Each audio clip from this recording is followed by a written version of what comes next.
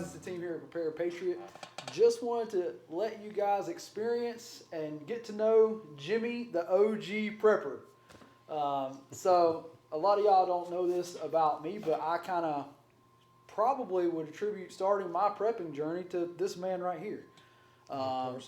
We were, I remember it like it was yesterday. I mean, my wife and I, we were not even married yet, and we had flown back to Arizona to see Jimmy's wife, and we had went out there, and man, I got there, my mind was blown by the stuff that I saw and the things that I was kind of introduced to while I was there. And Jimmy kind of put a bug, I think, in my life that I come back and started researching, and then a couple of months later it was, hey Jimmy, can you send me more information on this and on this? And I'm getting stuff and just digging deeper and deeper. And that's kind of what got me into the lifestyle. First it starts, I think with all people in my experience, it kind of starts with gathering of information. You know what I mean? Like you first start by somebody planting a bug to you that's believable, that you go and you start to dig and you find out, oh, wow, there was more to this than I thought there was. And then that thirst for knowledge starts to grow, and you start to get, I call it the unveiling, right? So you start to be kind of inquisitive about, well, are what we getting fed, is that the truth, or is there more to it than that? And I think that as the more people start to dig into those things, they start to get into the prepping lifestyle, because they start to realize that, hey, maybe what we're being told isn't actually the truth. So I've talked enough. That's how I know Jimmy. Jimmy is a part of my life. He's family, and this is kind of, we've helped, we help each other, and we all kind of bounce ideas back and forth. And I'm hoping that Jimmy can become a really big part of our group. So Jimmy, can you tell them a little bit about yourself and upbringing and all that stuff? And then you guys jump in with any questions that you might have. Yeah, so thank you for that, Patrick. You just described what I call a light bulb moment in your life. Exactly. Yep. Something clicks on in your head, and you don't know for sure, if you want to believe it or not, but it kind of makes sense. And so, if you're open-minded at all, you'll do a little bit of research and test it out for yourself. And that's what I've always, tried to get people to do is, you don't have to believe anything that I say. So what was your light bulb, or was it just ingrained, instilled, bred into you, the kind of... Well, growing up with my parents, they both lived through the Depression. And so they seen a lot of hard times. They were both from poor families. Actually, my mother, on my mother's side, her father had a small farm in Colorado at that time. And so they were a little bit better off than some, but still it was pretty tough.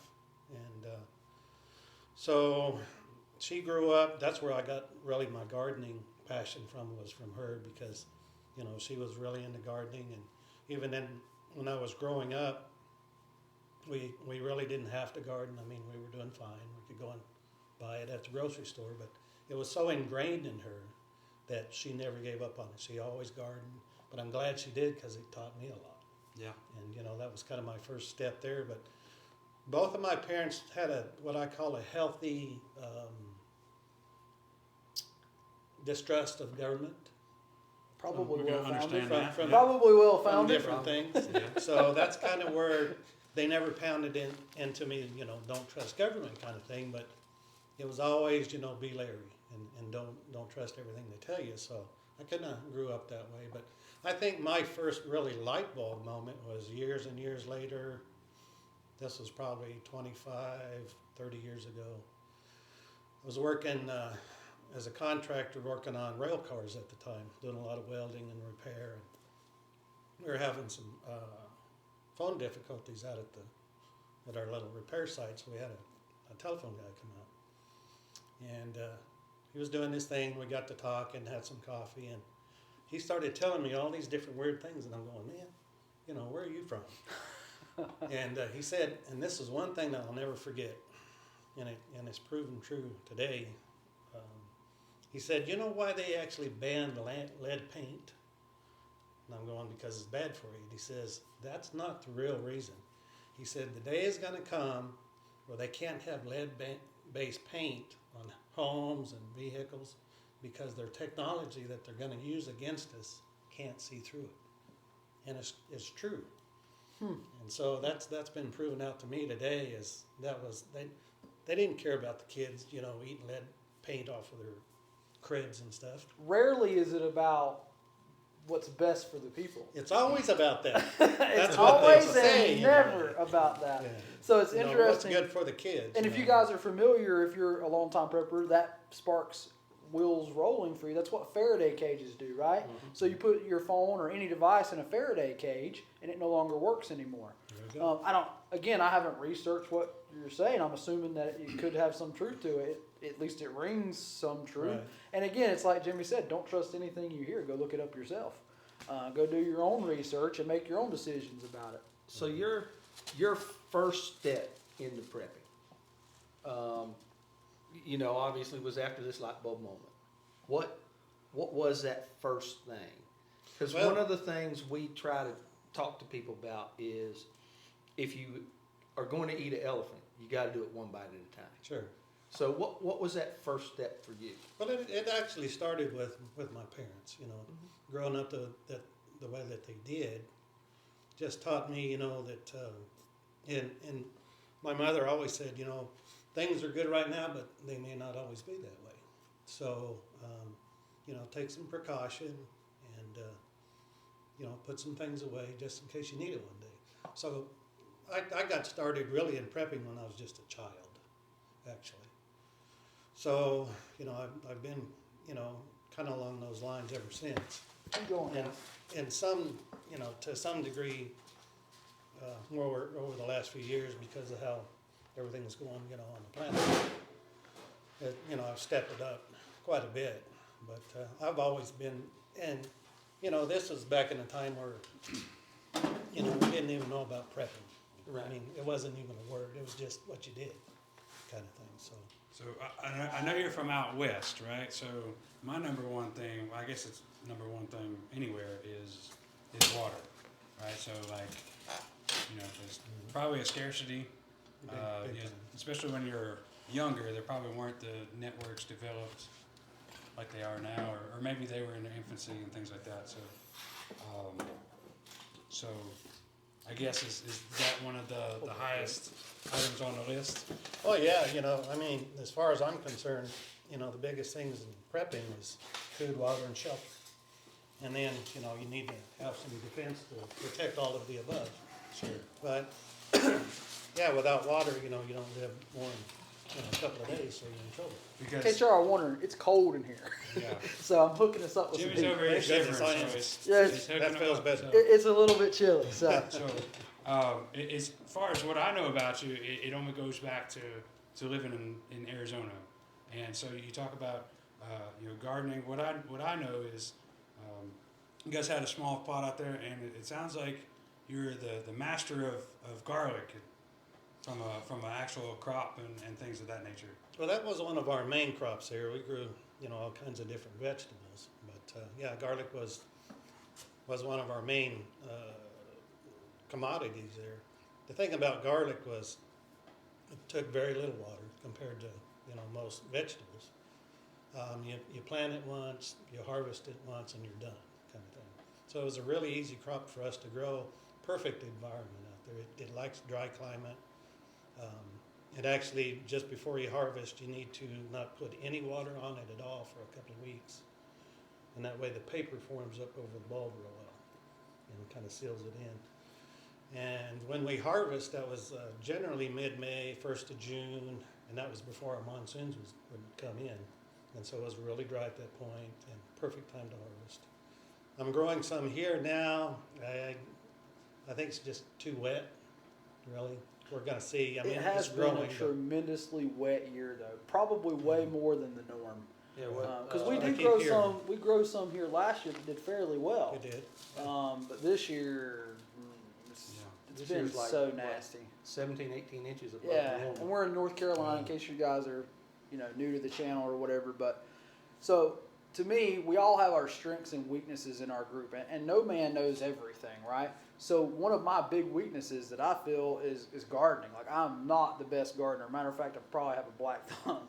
But where I'm struggling Jimmy is a master. I mean, this dude's a commercial farmer for years. Who else would be better to have as an asset? It's not, in our group, guys, it's not all about being a trigger puller. It's about being prepared in more than one way. And we're all on different levels in this journey. I mean, I consider, Jimmy's toward the end of the prepper, spectrum, where he's been doing it for so long, it's almost a chore and not something that's fun anymore. It's not something they're doing because they like it, which I don't know that it's fun for all people. I might be that weird one that kind of enjoys it. But and these two fellas have been doing it probably much less time. I'm kind of in the middle of that. We're all kind of on our journey here. Nobody knows it all. And you really got to get with a group and be able to feed off of each other's strengths and weaknesses. I don't think any man, if you have the whole lone wolf philosophy where you think you're going to go out and live by yourself, you're very wrong. You're very wrong. You got to have people. You got to have relationships. You got to have those folks that you can trust that can help you out whenever you're in need. That not like I said, not everybody's a trigger puller. Some people are really, really good at doing the gardening stuff. We're hoping that we can start developing some classes that are along those lines, that are diving into the gardening world, letting Jimmy share his real world experience. And then also, we're going to do some food preservation stuff and all those kind of things that, Jimmy can really put out some information there, I hope. Yeah. So I'm looking forward to doing that. I was told and listened to another wise person who told me wise men will listen to wise men, right? And, you've heard us say over many, many years that iron sharpens iron, you have to have those people that are experts in the field that know what they're doing to be able to develop and be better at what you do personally. So I'm trying to up my gardening game, in case you guys haven't figured that out. We're not great at it. I'm not. Jimmy is, though. So now I have a mentor that I can look to that can feed and show me the way. That's what we try to do in the firearms world. I consider myself not really an expert, but someone who has been on the path for a long time. And truly, we all continue to learn and continue to study, right? Like Jimmy knows a ton about gardening, but you still learn about gardening, right? Oh, absolutely. Especially in different environments. You come somewhere from I'm on the Arizona to learning curve here. again, This is a huge change for you, right? Big I mean, time. you want to tell them about some of the challenges we're seeing right now? We already mentioned one, which was the terrible rain. Yeah. Well, right now, we're just getting set up, getting the fence into the garden, and it is so wet that when I start pulling that fence, I don't know if those posts are going to stay because it's so wet. If it doesn't dry out and pack in good, and I'm putting 3-corner posts and braces and all of that, but you can go up there and just jiggle the thing. And it's like, this is Basically, not good. you've heard that term "stick in the mud." That's kind of what this is. That's what we got. Yeah. You got to stick in the Literally, mud at this yeah. point. So now, obviously, you guys got area to spread out here. Yeah. But for those that are wanting to start food, but they're in smaller places, Mm-hmm. what would your suggestion be for that? How to start that? Even somebody that's living in an apartment somewhere, if they have a little balcony, you can grow a lot of food just in tubs, if you set it up right and have that intention. And even just windows, that can get ample sunlight through, set you up a table, grow something. Have you ever done any vertical gardening? Never have done that. I've I've always had plenty of ground to. Okay. I've seen where they take folks take pallets, Mm-hmm. and maybe seal the back end of it, put dirt Yeah. and plastic and things of that nature. There again, when Plant you them, have and a- then when they sprout up, they turn them up on their Yeah. edge, and they can grow vertically, so you can get a lot of. Well, food something in that small- Jimmy and I have talked about in the past, a lot of people don't even realize how much they really can grow out of a small space. Oh, You yeah. don't have to have acres, and really an acre garden is a lot to take care That's of. a That's lot. more than most people can handle. That's a big spot. You could start with a 10 by 10 spot and do way more than you think. Am I on the right path Absolutely, there? absolutely. I think that you can do a lot more in a small space than you ever thought you could. And even with that, we also talk about not just gardening, but other food sources as well. If you say you're in an HOA or somewhere like that where you can't have chickens, what they really mean is you can't have roosters, because roosters are loud and the chickens are so quiet. Nobody would ever know if you had you know, a small chicken coop that you could start making your own eggs. It doesn't take a lot to put 5 or 6 chickens up. And you don't have to have a rooster. to Yeah, get eggs. they do not need a rooster for eggs if you don't know that already. You know, so it's really one of those things like there's so many ways that you can produce your own food. And we've talked about this a lot extensively lately as how like we really feel there is a war right now going on our Against food. our food. We are in a really bad situation globally. If you keep up with the markets and how things are going, corn prices are through the roof, soybeans are through the roof. Like all those things are what we use for feed to feed our other animals. You know, your chickens, your beef, your pigs, all those things use that. And right now, I want to say it went like triple price. I want to say $10 a pound for corn the other day. I think I read recently that China had a bunch of flooding and has messed with a lot of their crop stuff. That's the story. That's part of it. But I also know they're here buying acres Well, and acres. not just that. I saw something today from the Ice Age farmer. If you guys don't watch him, you should. Yes. That he was saying we're in war with China right now for food. Like they're buying up all the stuff. Whether that be truly because they had issues or because they're just trying to buy up all the stock because they know we're hurting right now. I don't know. I mean, do you have any insight on that? Did you see the video? Yeah, I watched that too. I've been following that whole thing for a long time. But the interesting thing that he pointed out today too was a lot of countries are shutting down their exports because they literally don't have enough food to feed themselves. So they're curtailing all of that except for the United States. Now, you know, we've had our own major flooding and that kind of problem here too. And, you know, I have to ask the question, why are we not conserving more of our own food like everybody else is? Well, And you had it also mentioned to me, Jim, sorry to interrupt you. You'd also mentioned to me that we're in a grand solar minimum, right? A grand solar minimum. Which causes problems with food growth, correct? Yes, well, climate changes. You know. Right. What ignorance here? What the crap is the grand solar minimum? Well, it's a cycle that the Earth goes through. Actually, the whole galaxy is going through this grand solar minimum. It's just a time where the sun puts out a minimal amount of energy. It's you can definitely do the research on it. It's been, you know, since written history, it's been documented that we do go through these cycles. And once you get into one of these minimums, basically you get a lot colder temperatures. It can go to extremes, like in Arizona, you know, it's a desert primarily. But what we've been seeing the last couple of years is even less rain and more heat. So it really amplifies what's already there. I think that's what we're seeing probably here in North Carolina. Yeah, we're normally wet, but this year we're abnormally wet. Yeah. We always have water abundantly here pretty much, but it's also one of those things where this year we're almost too much water. Like we're seeing so much that crops are failing and that people are having problems growing things that traditionally are not a problem. Right. And then there's just the amount of wet is taking over everything. I mean, like you can't do anything outside right now just because it's a mud bath. Yeah. And there's other circumstances at play too, and I'll put on my tinfoil hat for a minute. Warning, Yeah. tinfoil hat. There's a lot of weather manipulation in play. I've heard that. Yes. I have looked into some of that as well. They're messing with the weather, and they're again, Which actually, well documented. this is a very interesting story because this is one. Remember we talking about how we had previously met it's been almost 20 years ago now.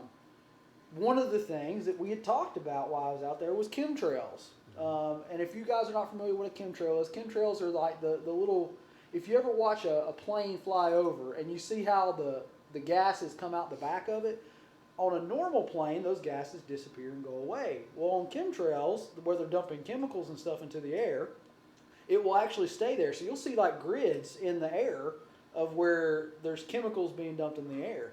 And everybody, for the longest time, even I remember thinking, oh my God, Jimmy's a nut job. I was like, Jimmy has went over the edge. Like I'm going to have to. The first and won't be the last. Okay, so listen, not even a year ago in Congress, they actually admitted to chemtrails, and there's a documented proof. Go look it up yourself. Don't trust us. Go look it up yourself that chemtrails are a real thing. They admitted in Congress that it's something they've been doing for a long time. Actually, if you want to put it in the show notes, I can put a link to an amazing website that documents the whole history of weather modification down to a T. Absolutely. Yeah. Send that to Yes, me yes. in an email or Yeah. after And we're it done. started, Give us a little bit of a teaser. Like, what are some of the mechanisms? 'Cause, like, again, I'm ignorant One that to you it, should but- really talk about is what is the HARP? HARP. You have HARRP, right? Yeah. You should really get into that.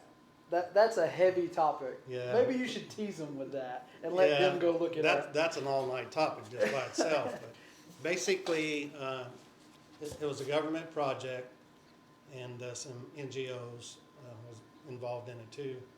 That took place in Alaska. Can't remember exactly where, but That's where it started, correct? that was the first facility was built in Alaska, and it's a huge multi-acre facility with all these big antennas that are basically faced up, and they can move them around. But what it was intended to do, and what they did with it, was they was heating the ionosphere of the planet with this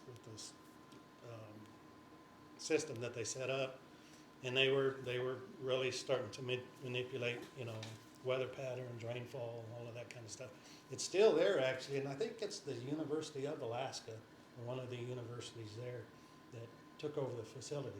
That was a few years back, but they have since expanded them to all over the globe. And here's the thing, guys, it's like, we're supposed to be enemies with China and Russia and all, but with all of these programs, they work together. So you have to ask why, what is up with that. But yeah, this one particular website, I can't remember the name of it right off the top of my head, but it definitely goes through all of that. I mean, it's one hell of an education. I think right there. Extrapolating that to today's times and the current election season and some of the manipulation I think we've all seen, they're kind of tied to multiple countries. Absolutely. So when folks are, we're like the last remaining free country in the world, pretty much, right? So at least we're That's probably what not we're that told. free. The charade. That's what of we're freedom. told. But Yeah, the charade of but freedom. what we're getting around, you're talking about, it doesn't matter what country, they're all working together. So it's kind of that globalist underpinning. Which, if you underbelly. hear what they're saying, that's what they want anyway. All of them, open borders. They want Sure. everyone just to be under one currency, one government, one order. They're very open Yeah. about it now. Yeah, Yeah. because they feel like they're winning at this point, right? Right. Well, they feel like, they have the technology to actually implement all of this stuff now. And that's where, going back to the HARP stuff, there's a whole bunch more to that worth looking into. Oh, yeah. Some of it that could be considered really dangerous stuff. Look up nanobots and stuff like that if you're interested. Yeah. You could go That's a part long of the whole way. chemtrail. You could go exactly. Yeah. You could go a long way down this rabbit hole if that's something you're interested in digging into. There's more Right. to it than just climate control, correct? Sure. And if we feel a need to, and if your people watching, want to hear more about it, maybe we can do just little segments about Yeah, that kind of stuff. absolutely. Set That's up- the set whole up this point. series, I think, This is just really too good. big of a subject we to could just take broach. we could take HARP as a whole night. That could be a whole Oh, night yeah. topic. Oh, yeah. I don't. My thing is, I don't claim to be an expert on any of this stuff, but I do like to do research and figure out, what I can find. And I've caught bits and pieces from along the way. Some of it you probably sent me, it's stuff that I've, picked up and garnered along the way. And it's like, unless you're looking for it and you know where to look, you really won't find it. You'll never see it on mainstream anywhere. Any of that You'll kind never of speak stuff, about so, it. It's kind of like the chemtrail thing. Unless there was a prepper out there that heard that and saw that and threw the flag up and said, look, they're admitting it right here in writing in Congress. And y'all been calling us tinfoil hat crazy forever, but here you go. Here's your proof. Unless there was somebody to throw that out there to the public, it would have never been made public. Like you said, you have to look for it. You do. And that's where you get into that whole intellectual dark web, right? It's where you Yeah. start looking for answers somewhere besides what the propaganda media is feeding you in your face.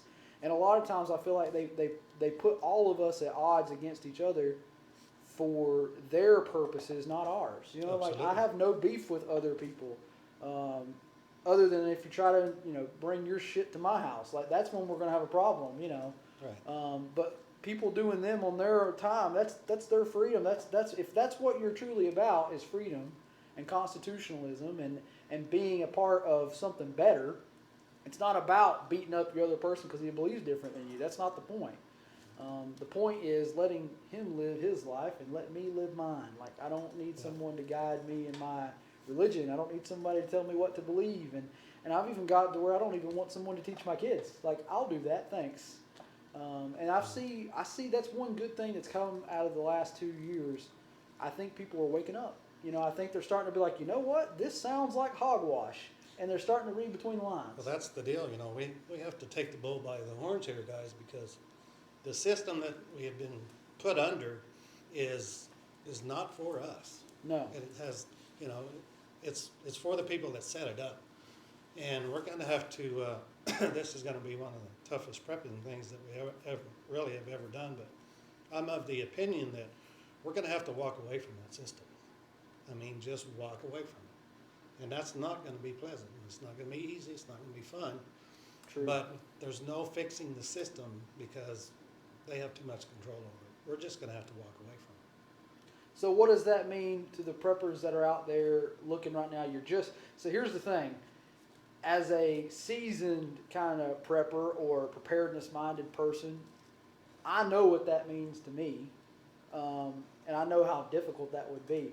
And then you have the other end of the spectrum where you have guys that are just kind of getting on board of this, that could seem so overwhelming, right? Very daunting.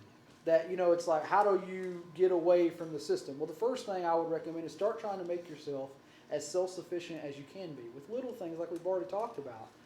Can you create your own food? Can you get away from waiting on the, grocery store to open up to go get your food? Can you create your own power? Can you stay at home for a couple months and not have to be involved in those things? I think it will be very tough for them to cut the strings, you know what I mean? Because it would be for me. We're so invested into this system is the problem, and until there is something that changes, it's really difficult to get out of. And I think one of the things, and you hit on it a little bit with your crops in Arizona and the garlic, all that wasn't for your consumption.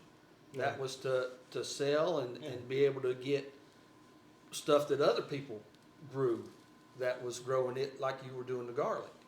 You work out those trade systems. So the hard part, I'll just be open and honest with everyone here. The hard part for most people is cutting the strings to the debt, to the stuff that we've accumulated over time, because that was part of the design, right? Yeah. They want you a slave to debt. They want you a slave to the system. They want you to have to go to work every day and deal with all those things because you have this mortgage, you have this new car, you have all these things. So they want you in that shape. That's exactly where they want you to be. Well, that's the deal. They want to keep you so busy that you can't participate in your own freedom. Exactly. That's you, what it you is. can't exercise your own right. That's can you? right. That and they want to tax the crap out of everything, because somebody, they owe somebody else at the same time. Exactly. So it's all about us. It's basically turning us into little batteries, right? That's it. If y'all have ever seen the Matrix, we're going to get really deep here. So when you take the red pill, you get to kind of figure out that that's the whole point. It's for us to produce for them. There's been tons of dystopian novels and stuff written about how they're, the people are working for the big government they, and everybody always gets so caught up into they and who you're actually up against. And the truth is, I don't know that anyone knows for certain. I think that we can all point fingers in different directions. But if you don't see that we're all being manipulated, and you don't see that we're all being used, taxation is theft. We all agree on that. There's no way that they can tax the people without it being theft. So beyond that, if you're still in debt and you're, like you said, you're so busy working to pay for all this stuff that you got and to keep up this lifestyle that they tell you is normal, then you never get out of it. You're in this cog that just keeps turning, and then your kids do the same thing that you're doing, and then that's how we've done it for hundreds of years now. We've been operating the country that way. And it's really difficult, and it is daunting. Like, if you're a new prepper, don't get overwhelmed by all this stuff. Like, our original intentions for you guys is just to get you started.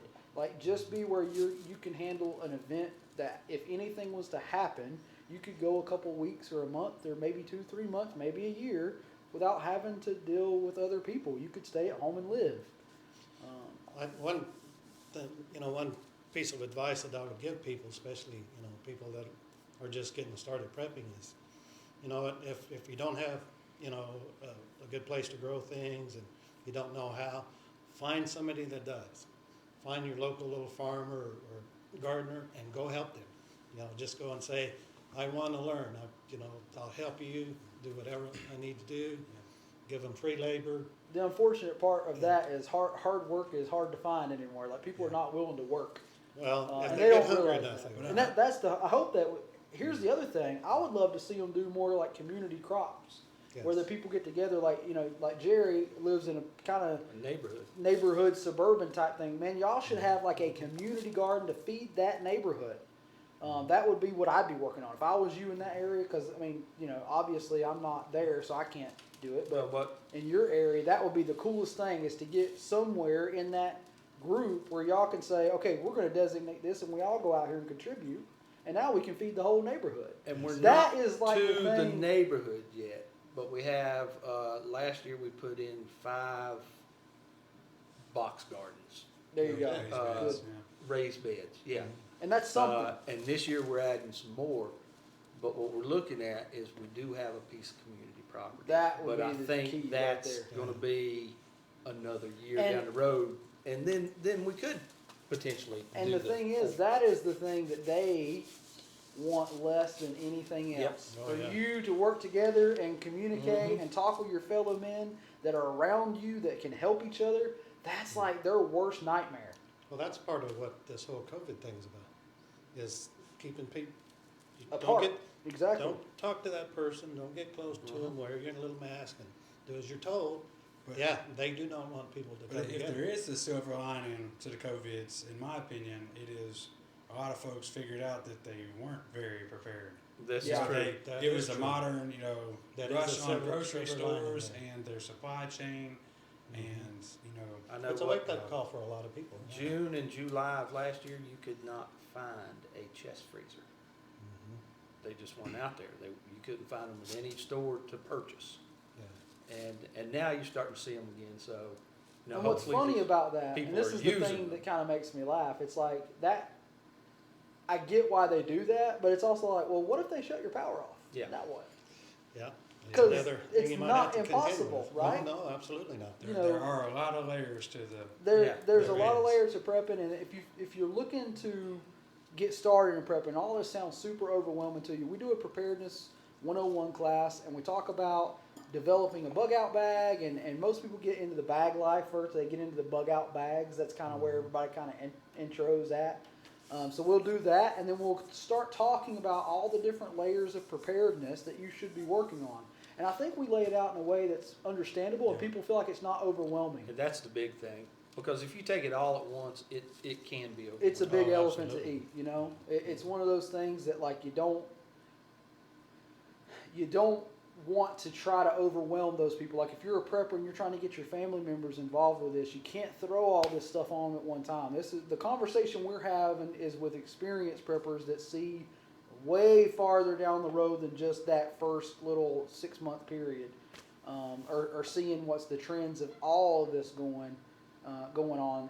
It's not like for your person who lives in the city who we're trying to tell to get out of the city, or we're trying to tell to make preparations, stock water, stock food, stock stuff. It's like Jimmy said, it really is not that complicated. Food, water, shelter are kind of the 3 basics, right? You got to have those. But I would encourage you to think beyond that too. There's other things that we hit in the Preparedness 101 class, like sanitation, like security. All these. There's so many facets that really make you prepared that you got to hit. But it's not. It doesn't need to be overwhelming. It can start very simple. I mean, you could put your first week layer, your first week of preparedness in a bag, and that's kind of what I teach people. Is let's get a bag that works as your first week. And now we can build on that. We can go from a week to a month. We can go, or a week to 2 weeks. Week to 3 weeks. Week to a month. Month to 2. And you just grow a little at a time. Versus trying to bite the whole elephant at one time. So maybe yeah, maybe in the future with Jimmy we can take those 3 tenets of food, water, shelter and do specific Each individual video one. on each one, and then there Yeah. could be some of the ancillary topics and things Absolutely, like that as far absolutely. as doing a whole series. So. So we're interested in doing that. Yeah, well, one of the big reasons that we wanted to move here, besides family, is water abundance here, you know. We feel such a relief because where we came from, it wasn't that way at all. You say that water abundance. I'm pretty sure that's one of the reasons why big companies like Google and Apple like this area, because you have abundant sun from a solar, and then you have abundant water from a cooling perspective Yeah. for lots of. So you hit the nail on the Cooling head on those servers and stuff. servers and things like that. Yeah. So. But just to have running water just right here, you know, is amazing to us. Yeah. It'd be interesting to pick your mind on, especially two topics I'd be interested in is like, how do you make water go as far as it can, Mhm. like with a limited water supply and things. And then the other would be, I'm pretty sure you had a root cellar We and things did. of that nature. You know what I mean? So talking about the concept, because most folks this day, they don't even know what a rotary telephone is, Yeah, let alone a root cellar or some of the older ways. You know what I mean? So. yeah. that would be- And that's what we're gonna have to get back to is, technology is a good thing. It just depends on how it's used. And I'm not saying that we need to just shun technology, but we need to break back a lot of those old ways too, because they're very relevant to our lives today, or they can be. And I Yeah. think They should be. they should be. I mean, 'Cause, to be able I- to preserve your own, like the guy. So, for instance, the guys who are running out buying all those chest freezers, had they known a different way of preserving, such as smoking in a Smoking. smokehouse, Yeah. or doing other preservation Mhm. methods, maybe that is not such a. Now we're not depending on energy to do the job we want done, right? You know it'd be a really interesting topic to interview?